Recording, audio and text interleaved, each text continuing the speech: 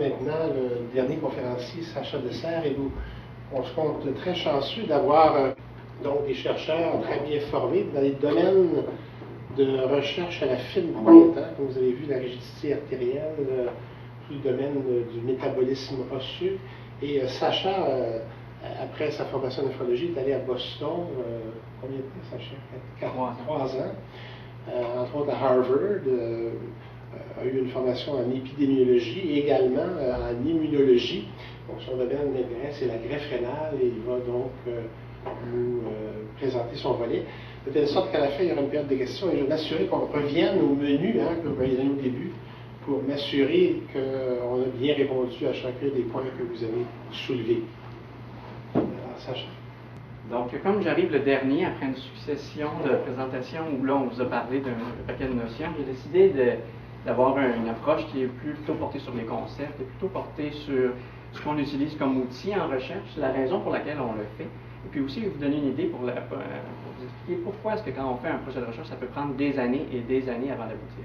Parce qu'une des questions qu'on me pose régulièrement depuis que je suis revenu de Boston, c'est qu'est-ce qu'il y en est de ce que tu nous as présenté quand tu es revenu en 2011, en 2012? Et puis vous allez voir que malheureusement, la réponse à ça, c'est encore souvent, ben on n'est pas tout à fait rendu encore. Puis les gens se demandent si je me traîne les pieds, si c'est parce que je passe l'après-midi au cinéma ou si je vais me chercher un café, mais de fait, quand on fait de la recherche avec des patients, vous allez voir que ça prend plusieurs années avant d'arriver à nos. Alors voilà, je vais vous donner aujourd'hui un aperçu de la recherche ici en transplantation rénale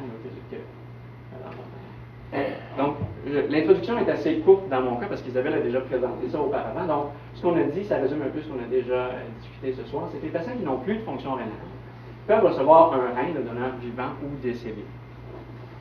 Maintenant, pour éviter le rejet, les greffés doivent recevoir des médicaments immunosuppresseurs. On a dit qu'ils doivent le prendre pendant toute leur vie parce que le système immunitaire, ça ne pardonne pas. On voit des patients qui ont eu un rein pendant des années qui fonctionnait très bien. Pour X, Y, Z raison, se retrouvent à manquer quelques comprimés des fois, puis on découvre un rejet malheureusement. Et donc, les immunosuppresseurs peuvent prévenir le rejet, mais pas toujours malheureusement. Et puis quand la greffe rénale a commencé, on avait moins d'outils qu'on en a aujourd'hui, de sorte que quand Dr Lachance, Dr Noël, et puis les gens que vous avez vus dans la photo à la fin de la présentation d'Isabelle, ont commencé à greffer les patients, mais ils savaient grosso modo que dans la première année après avoir greffé un patient, il y en a à peu près 40 à 50 qui allaient faire un rejet, et de ça, il y en a beaucoup qui allaient perdre leur rein. Donc, quand ils greffaient les patients, ils savaient d'emblée qu'une chance sur deux était que dans l'année, ils allaient le voir avec un rejet sévère. Maintenant, on a beaucoup travaillé sur les immunosuppresseurs, on a attaqué les lymphocytes T, les lymphocytes B, on a maintenant beaucoup de médicaments qui font en sorte que quand je greffe un patient, je m'attends à avoir à peu près 5 de taux de rejet dans l'année. Et non seulement on s'attend à avoir ce faible taux-là, mais on sait que dans la majorité des cas, on va être capable de le traiter, de sorte que le rejet, ça inquiète beaucoup le patient, ça inquiète beaucoup le docteur, mais on sait qu'aujourd'hui, c'est traitable. Ce qui reste comme problème majeur, c'est que malheureusement, les reins ont encore une durée de vie qui est trop courte. On a des patients qui sont greffés depuis 30 ans, 35 ans. On en voit occasionnellement des patients qui ont une fonction rénale presque parfaite encore après 35 ans. Mais malheureusement, on voit trop de patients qui, après 10 ans, après 15 ans, malheureusement, des fois après 5 ans, ont une fonction rénale qui n'est pas parfaite parce que le rejet s'est installé. Et puis, le rejet, c'est un peu comme le feu dans un rein. C'est-à-dire qu'on pouvait auparavant voir un incendie, puis le rein brûlait tout d'un coup. Maintenant, on ne voit pas ça, mais on voit une espèce de comme une fin d'incendie, si on veut, un brûlement à court terme, qui fait que c'est difficile à traiter et puis ça va ronger le rein tranquillement. Donc vous allez dire, on a juste à traiter plus les patients, on va prévenir le rejet. Mais le problème, c'est qu'on doit limiter les immunosuppresseurs parce que ça affaiblit nos défenses. Le système immunitaire, c'est pas là pour rien.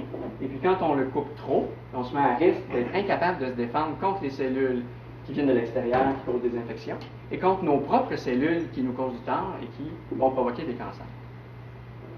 Donc, quand vous êtes hypertendu, par exemple, quand le docteur Agarazi voit ses patients, lui, c'est assez simple, qu'est-ce qu'il a à faire, parce que dans le fond, il donne des antihypertenseurs, mesure la pression du patient, puis il a une bonne idée. Si la pression est trop haute, il donne plus de médicaments. Si la pression est trop basse, il donne moins de médicaments. Malheureusement, quand le Dr Wood et moi, on voit les patients, on n'a pas cet outil-là pour voir les patients qui nous permettrait d'évaluer le niveau d'immunosuppression. On navigue d'une certaine façon à vue. Donc, on prescrit, selon le poids du patient, une certaine médication qui devrait fonctionner. Et puis, malheureusement, on voit des fois des effets secondaires. Donc, dans un monde idéal, on voudrait, quand on est à la clinique de greffe, avoir un outil, comme la mesure de la tension artérielle, qui nous donnerait une idée du niveau d'immunosuppression. On voudrait maintenir le patient dans une fenêtre, si on veut, sécuritaire au centre. On voudrait éviter la surimmunosuppression. On voudrait éviter la sous-immunosuppression. Donc, on veut que le patient navigue là. On veut éviter que des fois, il dépasse un peu trop, il est trop immunosupprimé. Les cellules deviennent congelées ou endormies, et puis là, on sait qu'il est à risque d'infection. On voudrait éviter le moment où il est un peu trop, il est sous-immunosupprimé, là, le feu peut s'installer dans le rein, et puis là, il va faire un rejet.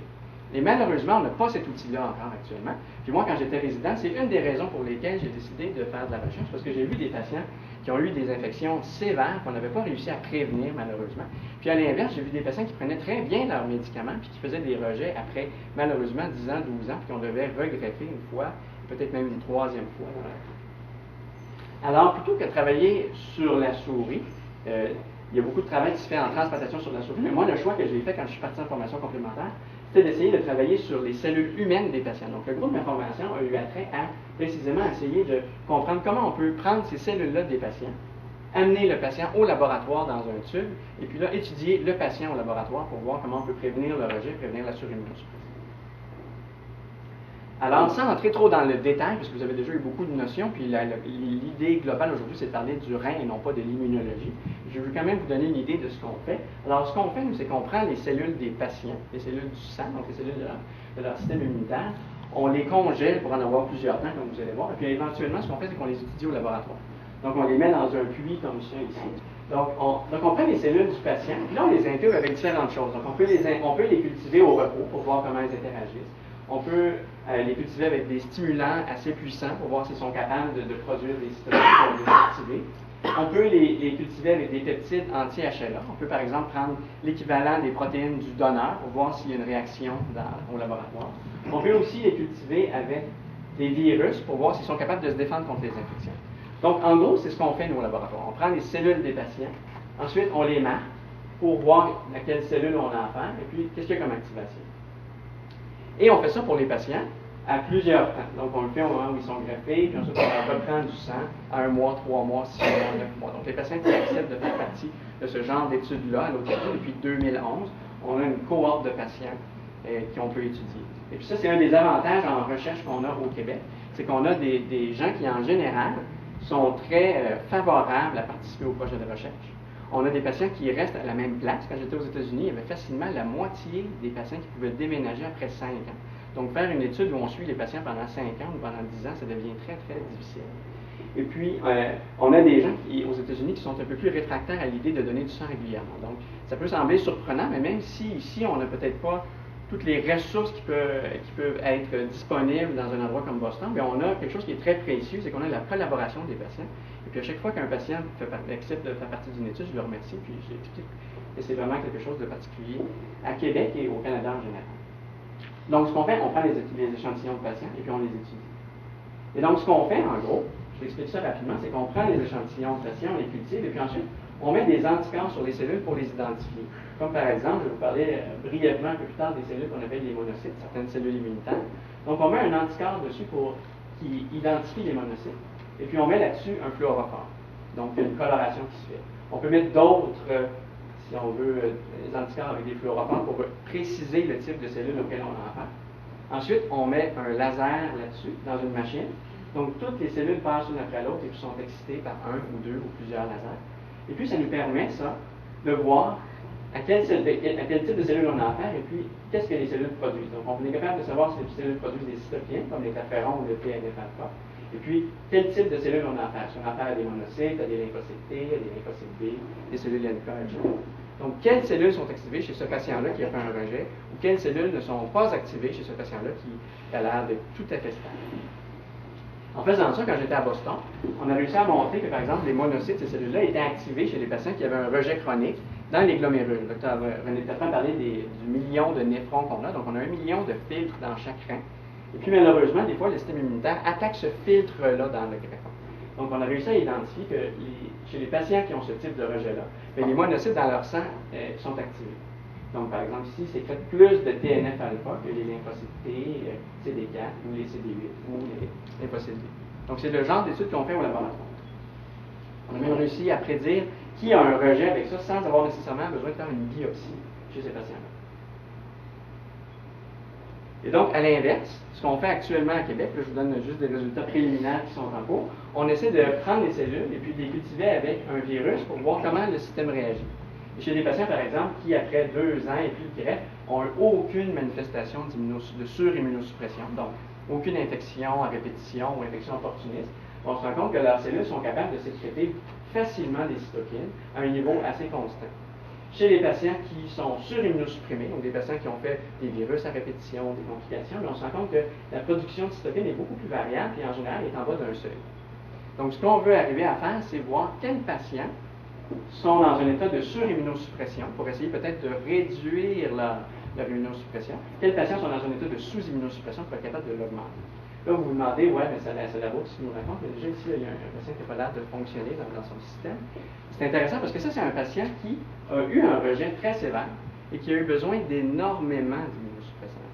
Puis des fois, quand on traite un patient avec un rejet sévère, il faut même lui donner des anticorps, on appelle ça de l'ATG, pour essayer vraiment d'enlever tous les lymphocytes qu'il y a dans son système.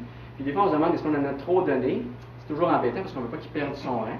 Et vous voyez, par exemple, ça a été fait après 2 ans après que le patient a été traité, donc on n'avait pas cette information-là. On se rend compte que quand on traite comme ça, ben, c'est efficace. Le système immunitaire il disparaît complètement. Donc, pour arriver à vous montrer ça, ça a l'air de quelque chose, ça pourrait avoir l'air d'un hobby, d'un loisir. On fait ça entre 2 visites de patients, ce que des fois mes collègues peuvent penser. Mais ça prend plusieurs années, parce que ces idées-là, je les ai développées pendant que j'ai été en formation à Boston, en 2009-2010. Sachant que je vais revenir en 2011, j'ai commencé à écrire ce projet-là. Puis je l'ai soumis au comité d'éthique ici, pour voir si l'hôpital serait d'accord à ce qu'on fasse ce genre de projet-là. Ensuite, on a créé une base de données. On a fini par avoir du financement, parce que comme le financement est difficile de nos jours en recherche, la première fois où on a soumis le projet, on s'est fait dire « ouais, ça a l'air super intéressant, mais malheureusement, on a beaucoup d'autres projets qui sont intéressants. Puis comme vous êtes jeune, on n'est pas certain que vous êtes capable de réussir à faire le projet. Donc peut-être que ce serait bien de nous montrer que le comité d'éthique est d'accord. Peut-être si vous étiez capable de recruter un patient ou 2, ça nous encouragerait. Donc, on ne se décourage pas, on resoumet l'année d'après. Finalement, on a été chanceux. Après la 2e fois, on a obtenu de l'argent. On a pu commencer le projet, recruter une infirmière qui peut recruter les patients, suivre les patients, récolter le sang, prendre les données, monter une équipe de recherche pour aller mettre les échantillons au laboratoire dans l'azote. Ensuite de ça, faire le travail au laboratoire, obtenir les résultats. Recruter les patients, ça a pris 2 ans dans la première cohorte. Donc, on a commencé en janvier 2012, on a terminé autour de février 2014. On les suit pendant 3 ans, les patients, au mois. Donc, ça va terminer en février 2017. Donc, je vous montre quelques résultats, sachant que dans 1 an, 1 an et demi, on va peut-être avoir la cohorte complète avec des résultats complets. Alors, il y a un de mes amis qui est à Hamilton maintenant, qui est en formation avec moi, qui montre l'image de l'arbre quand il arrive à peu près à cette portion-là de sa présentation, et j'aime bien cette idée-là. Il dit faire un projet de recherche, c'est vraiment comme planter une graine dans le but d'avoir un arbre sur son terrain. Si votre voisin veut un jour avoir de l'ombre ou un jour avoir un arbre aussi beau que le vôtre devant sa maison, il peut planter sa graine, puis pendant des années, vous ne saurez pas du tout qu'il envisage d'avoir un arbre. Éventuellement, on va voir un petit début de quelque chose, ça pourrait tomber, ça pourrait aller dans n'importe quel sens, on ne sait pas ce qui va arriver. Ce qu'on veut éventuellement, quand on met un projet de recherche, que ce soit Dr. Rivet, Dr. McCoy, Dr. Garazi, quand on plante une graine avec une idée, on la chérit, on l'arrose, on s'en occupe, on s'arrange pour qu'il soit heureux, puis éventuellement, on voudrait qu'il finisse par faire des feuilles et faire un bel arbre. Donc, ça prend des années pour faire ça, puis ça prend des années pour faire un projet de recherche qui fonctionne. Surtout quand il faut aller chercher la matière première auprès des patients, comme vous voyez, parce qu'il faut les recruter, il faut aller chercher les échantillons, et ensuite, il faut les analyser. Donc, pour terminer, je vais y aller de façon un peu plus brève, pour vous parler encore un peu des monocytes. L'observation qu'on a fait à l'effet que les monocytes étaient activés dans le sang, mais ça déclenche plusieurs questions, parce que ce n'est pas des cellules qu'on regardait en général chez les greffiers. Quand j'étais en formation avec nos 3 professeurs seniors, et j'étais même le résident junior de Dr. McCoy, il faut que je le dise, vu que c'est moi qui l'ai présente en dernier. Donc, on se faisait surtout parler des lymphocytes T. Les lymphocytes T, c'était les bad guys de l'histoire, c'est les méchants les lymphocytes. Ensuite, on s'est mis à parler de lymphocytes B. Les monocytes, on n'en entendait pas vraiment parler. Et puis, nous, ce qu'on s'est rendu compte, c'est que c'est des cellules qui sont activées chez les patients en rejet. Donc, par la suite, ce qu'on a fait, c'est qu'on a cherché à voir est-ce qu'il y en a dans le rein concrètement. Et puis, de façon intéressante, c'est une biopsie d'un patient où on voit justement un glomérule en cours qui est coupé en biopsie, mais on voit que tout ce qui est en rouge ici, ça ne sent pas nécessairement bien, mais c'est des cellules qui sont ici. Ces cellules-là, ce sont des monocytes dans l'air. Donc, pendant des années, on a regardé les lymphocytes T, les lymphocytes B. Des fois, on se dit, c'est bizarre, le patient fait un rejet, on ne voit pas de T, on ne voit pas de B. De plus en plus, on se rend compte qu'il peut y avoir d'autres joueurs de l'immunité qui sont là, comme les monocytes. On a publié un article de revue avec Stéphanie, une des étudiantes dans mon laboratoire qui est là ce soir. Et puis, on se rend compte de plus en plus que les monocytes, c'est un des joueurs importants qui peuvent mener au rejet. Donc, le système immunitaire, c'est bien fait. On en coupe une partie, une autre partie qui prend la relève. Et donc, nous, notre intérêt, c'est vraiment d'étudier l'immunité innée, sans entrer dans le détail, et surtout les monocytes, les cellules dendritiques et les macrophages dendritiques. Et donc, qu'est-ce qu'on fait? On étudie le dommage rénal au laboratoire en reproduisant la microcirculation du glomérulus. Donc, on a poussé plus loin l'idée, quand je suis revenu à Québec, de juste voir les cellules du sang du patient. Puis on s'est dit, bien, pourquoi on ne serait pas capable de prendre, dans une petite lame ici, des cellules de rein, de les faire cultiver, puis une fois qu'elles vont avoir été cultivées, on pourrait les mettre en contact ici avec un flux, avec les cellules de patients pour voir ce qui arrive quand on met les deux ensemble. Donc concrètement, ce qu'on fait, vous allez voir des photos tantôt, c'est qu'on a des cellules rénales, de l'endothélium, comme on vous a montré un peu plus tôt. Et puis on a un système de chambre microfluidique où on prend des cellules de patients. Puis on les met là-dessus pour voir au microscope qu'est-ce qui arrive concrètement. Est-ce qu'ils collent ces cellules-là? Quel type de cellules collent? Les monocytes, OK, mais encore quel type de monocytes comme ceux-là? Et donc ce genre de modèle-là, qui est un modèle in vitro, mais basé sur des cellules humaines, des échantillons de patients, ça nous permet de tester plusieurs choses. On peut mettre des monocytes dans le système pour voir si ça colle. On peut mettre des lymphocytes T dans le système pour voir si quand il y a plus de monocytes, les lymphocytes T collent plus. On peut bloquer certaines cytokines pour voir si certains traitements pourraient fonctionner. On peut mettre des anticorps pour voir si, quand on a certains anticorps anti-HLA ou non, on a plus de rejet, ou on a plus d'adhésion dans les modèles. Et donc, concrètement, ça c'est le schéma, mais ça a l'air de ça. Donc, on prend des cellules rénales humaines qu'on cultive ici, dans les petites lignées. On peut faire plusieurs expériences en même temps. On met ça dans la chambre ici. On met les cellules immunitaires du patient dans ça. On met tout ça sur le microscope. Ça ne ressemble pas très bien ici. Puis là, on est capable, pendant qu'on parle la machine, de recréer un vaisseau sur le microscope et puis de voir ce qui se passe. Puis si on a 2 secondes, je vais vous montrer une petite image ici de ce que ça peut donner. Donc, on peut mettre plusieurs couleurs, comme je vous ai montré, sur les cellules, et on est capable de les identifier. Par exemple, ici, on a des cellules qui sont en bleu seulement, on ne les voit pas très bien, mais ça, c'est les monocytes, certains types de monocytes. On peut identifier les monocytes qui sont aussi CCR2, donc qui collent plus à l'endothélium. Celles-là sortent en mauve ici. On peut mettre aussi une autre couleur, le jaune, par exemple, pour explorer le CD16. Puis là, on voit que les cellules qui sont roses, c'est des cellules qui sont des monocytes, mais qui sont aussi des CCR2 et des CD16. Donc, vous imaginez que quand on met tout ça ensemble, on brasse, puis on met ça dans le four, mais on voit qu'est-ce qui a collé finalement à l'endothélium. C'est quoi les cellules qui ont l'air responsables du rejet? Et puis, on peut faire ça, puis regarder ça de façon dynamique. Donc voilà, ici on a des cellules immunitaires dans le milieu. On voit qu'il y en a qui sont en train de coller. Il y en a qui passent tout droit, ça ne les intéresse pas. Il y en a qui vont ralentir éventuellement. Puis dans le fond, là, on a un endothélium. C'est comme un vaisseau. Puis on voit quel genre de cellules vont coller là-dessus. Puis ensuite, on peut voir avec la coloration qui sont les bad guys de cette histoire. On peut même faire ça ici avec la couleur, ce qui nous permet de voir après un certain temps que certaines cellules sont plus présentes dans le processus de rejet alors que d'autres ne le sont pas. Donc c'est vraiment un modèle in vitro de rejet cellulaire au laboratoire. Et par exemple, ça c'est des données préliminaires qu'on a, c'est qu'on se rend compte que les cellules qui sont CD14 positives, CD16 positives, CCR2 positives, ben, on en a plus, ou les cellules sont plus CCR2 positives chez les patients qui sont en rejet humoral que chez les patients, par exemple, qui n'ont pas de rejet ou qui ont seulement des dommages chroniques. Donc l'objectif, c'est d'essayer de mieux cibler quelles sont les mauvaises cellules pour cibler ces cellules-là, pour limiter le traitement immunosuppresseur, pour éviter les effets secondaires tout en ayant les effets bénéfiques. Et on peut aussi étudier les cellules ici glomérulaires pour voir comment le dommage se fait dans ces cellules-là. Par exemple, ici, on voit que c'est une cellule endothéliale qu'on a malheureusement malmenée avec un paquet de choses au laboratoire. On voit qu'elle libère ici des filaments, sans entrer dans le détail, on appelle ça le facteur de von Willebrand. Donc, quand la cellule est en souffrance, elle libère ça. C'est un peu un message pour que les autres cellules viennent l'aider, puis dans le fond, ça va entraîner le dommage. Donc, on est capable de voir très bien ce genre de processus-là au laboratoire. Donc, je vais m'arrêter là-dessus, simplement pour dire qu'on travaille plus sur des critères de rejet, des critères cliniques. Ça, c'est pas ce qu'on fait au laboratoire, mais on a publié avec des étudiants dans les dernières années. On a utilisé notre cohorte de l'Hôtel Dieu, qui encore une fois est bien caractérisée, pour améliorer les critères diagnostiques de rejet humoral chronique, parce que c'est des critères qui sont complexes. Les néphrologues, souvent, c'est déjà un peu trop cérébraux. Moi, j'étais en chirurgie avant de me retrouver en néphrologie, donc je suis un petit peu entre les deux, si on peut. En fait, je suis un néphrologue accompli, mais des fois... ça le cerveau. Oui, exactement. Anti-cerveau et pas de cerveau. Donc j'ai plutôt penché, j'ai abandonné le côté obscur de la force.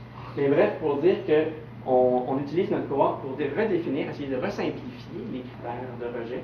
Et puis, dans les dernières années, bien, notre cohorte à nous a été utilisée pour justement changer ces critères-là, basés sur les travaux qui ont été faits. Alors, je voulais remercier mon équipe au laboratoire, les étudiants, les infirmières de recherche, ainsi qu'effectivement les collaborateurs de Québec, du reste du Canada et des États-Unis aussi. La photo de la famille. Alors, merci beaucoup, Sacha.